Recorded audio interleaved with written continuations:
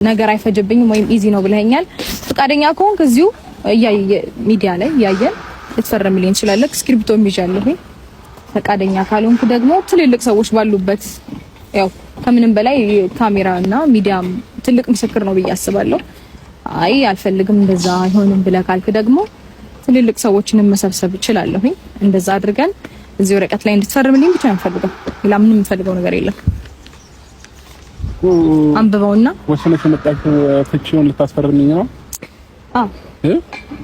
እሱን ነው እና አንብበውና ሳታነበው ደግሞ ከሚሆን ሞር አንብበው አንደርስታንድ ብታደርገው ሞር ላንተ የተሻለ ነው።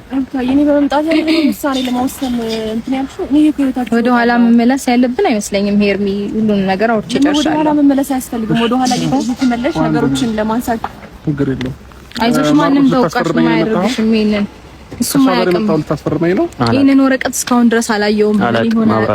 ምን እንደሆነ ራሱ ጠይቂያት ምን መልስ ይኸው ካንተ እኩል ነው የምሰማው። ያም ሆነ በዚህ በቀን ፍላጎትሽን ንገሪኝ ብያት ነበረ። ዛሬ ለምን እንደተገናኘን ታውቃለህ።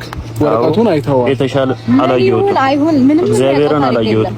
እስካሁን ድረስ ይኸውልህ እንደዚህ ፍለፊት እንኳን አልወጣሁትም። ይሄ ነገር እንዳይፈታ ፈርቼ ነበር መጀመሪያም የተናገርኩት። ምንም ቆይ ይቅርታ ማርኬ ተናግሬያለሁ። እሱን ማናችሁም ተወቃሽ እንድታረጉት አልፈልግም።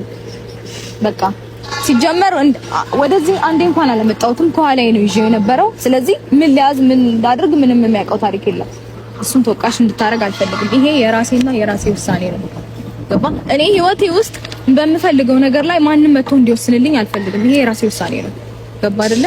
ስለዚህ አንተም ብትሆን እቺን ወረቀት ከፍተህ አንብበህ በደንብ ተረድተኸው ደግሞ ሳልፈልግ ነው ወይም ሳላነበው ነው የሚለው ሐሳብ እንድታነሳው ስለማልፈልግ በደንብ አንብበውና ምንም አንተን የሚጎዳ ነገር አይደለም ያጻፍኩትኝ።